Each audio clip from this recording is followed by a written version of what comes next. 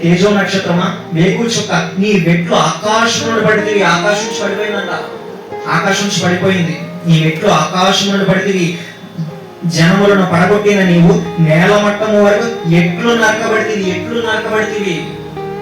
ఎట్లు నరకబడిందంటే, ఎందుకు పడదోయబడిందంటే దాని యొక్క మనసులో ఒక ఆలోచన పుట్టింది. నేను అందరికంటే గొప్పగా ఉండాలి, దేవుడు సైతం నాకంటే తక్కువగా ఉండాలి, దేవుని కంటే నేను అత్యధికమైన గొప్ప హోదాలో ఉండాలి, దేవునికి దక్కే స్తుతులు స్తోత్రములు ఆరాధనలన్నీ నాకు దక్కాలి అని ఒక ఆలోచన చేయడం వల్ల ఏమైంది, ఒక ప్రమాదాన్ని కొని తెచ్చుకుంది, తన నాశనాన్ని తనే కొని తెచ్చుకున్నాడు. ఒక మాట చెప్పాలంటే తన నాశనాన్ని తనే కొని తెచ్చుకుంది. ఎందుకు? ఒక భయంకరమైన ఆలోచన తన మనసులో పుట్టడం వల్ల. దేవుని సింహాసనం కంటే నా సింహాసనం అత్యధికమైన స్థాయిలో ఉండాలి, గొప్పగా ఉండాలి అనే ఒక ఆలోచన తన మనసులో పుట్టడం వల్ల ఎక్కడ దిగజారిపోయింది?